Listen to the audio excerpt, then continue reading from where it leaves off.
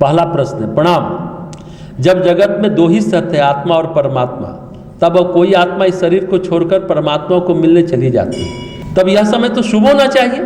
फिर ऐसे समय में शोक क्यों करते हैं और इसमें छुआछूत क्यों मानते हैं? क्या यह जरूरी है? बहुत अच्छा प्रश्न है। आत्मा अगर परमात्मा को मिलने चली जाए तो शोक नहीं हर्ष की बात होगी, लेकिन आत्मा परमात्मा से कहाँ मिलती है? क्योंकि आत्मा अपने स्वरूप से अपरिचित रहती है और आत्मा मिलने नहीं जाती। मृत्यु के समय मनुष्य का केवल स्थूल शरीर छूटता है, ये भौतिक शरीर। सूक्ष्म शरीर यानी विचार शरीर अपनी कर्म राशि के साथ, जो कर्म आपने किया है, जो चित्त में संग्रहित है, अपने संस्कारों के साथ, अपनी आसक्तियों के साथ, अपनी मोह माया के साथ, अपने चित्त के अंधेरे और उजाले के साथ, ऐसे कहिए मनुष्य की आत्मा अपने चित्त और अपनी तन्मात्राओं के साथ जाती है, आगे की ओर गमन करती है। उसकी चित्त की आसक्तियाँ, उसके चित्त के संस्कार, उसके जन्म जन्मांतर के कर्म अगर पूरी तरह निर्भार हो जाए, झड़ जाए, खत्म हो जाए, शून्य हो जाए, तब आत्मा का परमात्मा से मिलन संभव है, तब होता है। नहीं तो फिर क्या होता है? नए योनि में प्रवेश होता है जीवात्मा का, नए शरीर की यात्रा जारी रहती है, सफर जारी रहता है। हाँ, जब तक शरीर में है तब तक आत्मा क्या कहलाती? जीवात्मा कहलाती। इसलिए शोक करते हैं कि व्यक्ति चला गया। दूसरी बात है, जो शोक करते हैं ना, जो रुलाती हैं, कौन रुलाती है? यादें रुलाती हैं। यादें रुलाती हैं कि अरे वो तो वैसे थे, वो हमारे माँ चली गई, हमारे पिता चले गए। और जहाँ तक शोक की बात है, कोई सिद्ध है, महात्मा है, ज्ञानी है, योगी है, ऐसे व्यक्ति जब स्थूल शरीर का त्याग करते हैं, जब शरीर त्यागते हैं तो कह सकते हैं समाधिस्थ होते हैं, समाधि में रहते हैं। समाधि का मतलब क्या है? ध्यान का मतलब क्या है? धारणा, ध्यान, समाधि योग में बताते हैं ना, 4 अंतरंग योग, प्रत्याहार, धारणा, ध्यान, समाधि। प्रत्याहार क्या है? संसार से मन का बुरना। धारणा क्या है? मन का लगना। संसार से मन मुड़ा, आप मंदिर तो आ गए, क्या मन लग रहा है? ये पूछिए अपने आप से। कभी कभी बोर भी हो रहे होंगे। तो धारणा है मन का लगना, ध्यान है मन का लीन होना, समाधि है मन का विलीन होना। तो जो योगी महात्मा संत होते हैं ना, वो क्या करते हैं? जो ज्ञानी होते हैं वो समाधि में, जैसे तलंग स्वामी ने समाधि की अवस्था में छोड़ा शरीर को, तो फिर आत्मा परमात्मा से मिलने चली जाती है। सामान्य रूप में जीवात्मा जो शरीर त्यागती है तो वो कर्म लोक में रहती है। तो अच्छे बुरे कर्म और उसकी स्थिति के अनुसार फिर उसका स्वरूप होता है, नरक लोक है कि स्वर्ग लोक है, अच्छे बुरे स्थिति के अनुसार, और उसका स्वरूप होता है और उसका स्वभाव भी होता है। इसलिए कर्म के दोषों को मिटाने के लिए, कर्म के प्रक्षालन के लिए बहुत सारे कर्म होते हैं। श्राद्ध संस्कार कराए जाते हैं, मरणोत्तर कर्म कराए जाते हैं। बहुत सारे दूषित कर्म होते हैं जो मृत्यु के समय उभर जाते हैं। तो कर्म दोष के निवारण के लिए और शौच करते हैं, वही शौच करते हैं। नियमतः शोक नहीं करना चाहिए। जीवात्मा को कष्ट होता है कि मेरे परिजन विलाप कर रहे हैं। इसलिए कहा जाता है अपने भारतीय संस्कृति में, मृत्यु जीवन का अंत नहीं है। एक कपड़ा त्याग करके जैसे हम लोग दूसरा कपड़ा पहनते हैं, उसी तरह जीवात्मा शरीर त्याग करके दूसरे शरीर में जाती है। अगर आप विलाप करेंगे, रुदन करेंगे, ज़्यादा ये होंगे तो जीवात्मा आगे की ओर गति नहीं करेगी और उनको कष्ट होगा। इसलिए कहा जाता है रोना नहीं चाहिए, लेकिन हमें यादें रुलाती हैं, हम परेशान हो जाते हैं।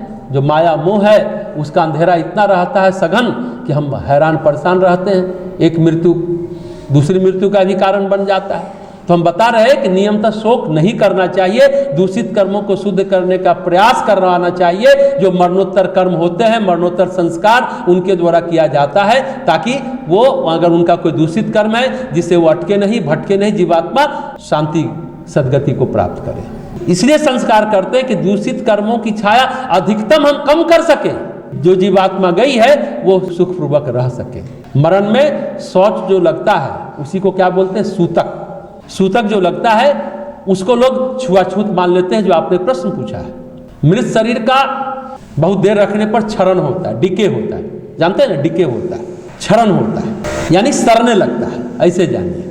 इसलिए जल्दी से जल्दी अंत्येष्टि क्रिया करने का हम लोग प्रयास करते हैं, इसलिए कि बैक्टीरिया बाहर निकल के वातावरण में इन्फेक्शन न फैलाए, क्योंकि बैक्टीरिया तेजी से उत्पन्न होने लगता है मरते हुए शरीर में। तो और अंत्येष्टि क्रिया क्या करके आते हैं तो क्या करता है? नीम का पत्ता मुंह में डाला जाता है, गोलमरीच डाला जाता है, आग छुलाया जाता है। क्यों? कि जो आप जला के आए हैं उतने देर मृत शरीर के साथ रहे हैं, तो वो कीटाणु, वो जीवाणु, वो बैक्टीरिया आपके नाक में मुंह में गया, तो वो नीम का पत्ता चबाएंगे तो नीम का पत्ता एंटीबायोटिक माना जाता है ना, तो वो अंदर आपके जीवाणु को, बैक्टीरिया को मार देता है। कोई ये अंधविश्वास नहीं है। गोलमरीच, आग, मान लीजिए कुछ कीड़ा है जो चिपका हुआ है तो आग से सटाते हैं, नहाते हैं, नहा करके ही घर में प्रवेश करते हैं, वो कपड़ा उतार देते हैं। तो छुआछूत नहीं, आपको सजगता है कि और कोई बीमार न पड़े। मरीच मुंह में रखते हैं कि सब मर जाए। कुल मिलाकर इन्फेक्शन फैले नहीं। कहते हैं 14 दिन से 40 दिनों में 90% जीवात्मा नया स्थूल शरीर धारण कर लेती है। कुछ विशिष्ट आत्मा इंतजार करती है उचित गर्भ का, उचित समय का, फिर वो जन्म लेती है धरती पर, अपना काम करती है और जाती है। लेकिन सामान्यतया यह माना जाता है कि 14 दिन से 40 दिन में जीवात्मा फिर नए शरीर को धारण करती है। इसलिए मुसलमानों में, मुस्लिम धर्म में 40 दिन का शोक मनाते हैं, 40 दिन का शोक मनाते हैं, इसलिए कि यह माना जाता है। और अपने यहाँ 12-13 होता है, 14 दिन के बाद जीवात्मा जन्म लेंगे। ये सब आप लोग जानिए मृत्यु के बारे में, बहुत ज़्यादा घबराने की बात नहीं है। तो मरणोत्तर संस्कार करके उनको प्रेतत्व योनि से पितर योनि में जाने के लिए हम प्रयास करते हैं। ये क्या है? उनकी सद्गति और शांति का प्रयास है। देखिए, मरणोत्तर संस्कार से मुक्ति संभव नहीं है कि आपके कर्मकांड से, आपके पुण्य बल से कोई जीवात्मा मुक्त हो जाएगी। उसको शांति मिलेगी, गति करेगी, मोह का पास कटेगा, मोह बंधन कटेगा, बाधाएं दूर होंगी, जाल टूटेगा, अगली गति अच्छी हो, यहां तक संभव है। मुक्ति संभव नहीं हो तो कभी हमने कहा ना, ध्यान के द्वारा बोध नामक दिव्यास्त्र से आप इन सबों को मारेंगे तो मुक्त होंगे। अब प्रश्न आपने किया सूतक, ये छुआछूत का, जिसे आप छुआछूत कह रहे हैं। सूतक यानी जिससे घर में कोई मर गया तो सूतक लगता है, शौच लगता है। देखिए, जन्मना सूतक भी होता है और मरना भी सूतक होता है। दो तरह का सूतक होता है, जन्मना शौच और मरना शौच बोलते हैं। शौच, शौच मतलब क्या होता है? शौच से शौचालय शब्द बना है। शौचालय मतलब, चलो अंग्रेजी में बोलो, शौच, शौचालय मतलब वॉशरूम। और क्या बोलते हैं? कुछ बोले तुम लोग, और कुछ बोले? कुछ लोग रेस्ट रूम भी बोलते हैं, अमेरिका में रेस्ट रूम बोलते हैं शौचालय को, रेस्ट रूम। कुछ लोग शौचालय, बचपन में मुझे शौचालय क्या यहाँ सोचने के लिए रूम है क्या? ये बचपन में हम भी सोचा करते कि सोच विचार करना है वहाँ। हम बोले हम, फिर हम सोचते थे बचपन में कि सुबह सुबह शौच जाना है। कहा भी जाता है कि जगिए, पूरे दिन भर का प्लानिंग कीजिए, योजना बनाई, तो लगता है शौचालय में यही दिन भर की दिनचर्या योजना बनानी है। बचपन की बातें, हम अपनी बातें आपको कह रहे हैं कि शौचालय इसलिए है सोचने की जगह। इसलिए कुछ लोग जो आधे घंटे बैठते हैं, जिनको कब्ज है, जो बहुत देर बैठने का एक मनोरोग है, बीमारी है, बुझे ना, ये बीमारी भी है, तो लगता है ज़्यादा प्लानिंग कर रहे हैं, बहुत गहरी प्लानिंग करते होंगे। देखते थे बचपन में कि जो देर से निकलता था ना, हम सोचते थे कि बहुत बड़ा गहरा प्लानिंग कर रहा है। खैर, शौच से शौचालय शब्द बना है, यानी हम शौच निवृत्त होते हैं। शुद्धि गृह कहिए उसको। कुछ लोग उसको अछूत जगह भी अब कहने लगे, क्योंकि निकलने पर सभी लोग हाथ पांव धोते हैं। अरे बाथरूम से आ रहा है, चलो लैट्रिन से आ रहा है, चलो पहले पैर हाथ धो। वहाँ मल मूत्र विसर्जन हुआ है तो कीड़ा है, बैक्टीरिया होगा, कीटाणु जीवाणु होगा, तो हाथ तो धोना ही चाहिए ना। आजकल क्या हो गया, अब जो घर बनता है तो अटैच लैट्रिन बाथरूम बनता है, सारा बैक्टीरिया आराम से बेडरूम में 24 घंटा, जो आप सब कुछ तो बेड पर ही करते हैं, हिलाते दुलाते देहात में, सब रिमोट कंट्रोल है। पूरा जो आज की जीवन शैली है रिमोट कंट्रोल है। पहले के जमाने में घर से अलग दूर उसका निर्माण होता था। अभी पंचगछिया में यज्ञ था तो ललन बाबू अपने है ना, उनके यहाँ गए थे शौच से निवृत्त होने के लिए। तो एकदम दूर था, घर से बाहर, दूर, कि कोई बैक्टीरिया नहीं आएगा जहाँ घर है। लेकिन अब तो बस एक कदम जाना ना पड़े। सही भी है, बुढ़ापा में अब तो कोई रहता नहीं है साथ में जो आपको पकड़ेगा। बुढ़ापा में पेट खराब हुआ तो दौड़ दौड़ के जाने के लिए भी अटैच लैट्रिन बाथरूम आज के युगानुकूल व्यवस्था है। तो शौचालय, शौच, देखिए कहाँ से कहाँ हम लोग पहुँच गए आपके प्रश्न में। आकर के हाथ धोते हैं, ये अच्छी बात है ना। तो शौच का मतलब है सोच, सोचनीय। और मृत्यु हुआ, उसी से बना शोक। सोच आ गया, शोक आ गया। सोच यानी शोक। तो शोकाकुल मनुष्य दुखी भी होता है, और उसको व्यस्त रखने के लिए भी, साइकोलॉजिकली उसको इंगेज रखने के लिए भी इतने दिनों का श्राद्ध विधान है, 14-15 दिन वो उस आघात से बाहर निकल सके। ये डाइवर्ट करने के लिए विचार को। वो 24 घंटा वही सोचते रहेगा तो पता नहीं कुछ कर ले। और इसका ये तो एक साइकोलॉजिकल मनोवैज्ञानिक कारण है, उसका वैज्ञानिक कारण भी है। उतने दिन में क्षौर कर्म का विधान है। कितने दिनों में? 10 दिनों में। क्षौर कर्म समझते हैं? कहा जाता है कि 5 ज्ञानेंद्रियां और 5 कर्मेंद्रियों का 10 दिनों में विकास होता है। उसके बाद क्षौर कर्म यानी नखवाल होता है 10वें दिन। 10 गात्र भी उसको बोलते हैं। 10 इंद्रियां विकसित हो जाती है। तो अंतिम मोह का जाल न अटका रहे, आत्मा अटक न जाए, जीवात्मा अपने बच्चों से, परिजनों से मोहासक्त होगी जीवात्मा। इसको छिला देते कि अंतिम डोर टूटे और जीवात्मा आगे की ओर गति करे। वैज्ञानिक कारण ये है। तो 10वें दिन वो विकसित हो गया है आत्मा का, जीवात्मा का, लेकिन वो मोह का धागा न रह जाए, जीवात्मा अटके नहीं, भटके नहीं, आगे के लिए गति कर, इसे नख और बाल कटाए जाए। आसक्ति की अंतिम डोर, अंतिम सूत्र टूटे। सूत्र मतलब डोर यानी धागा। सूत्र से ही बना सूत और सूत से ही बना सूतक। क्लियर?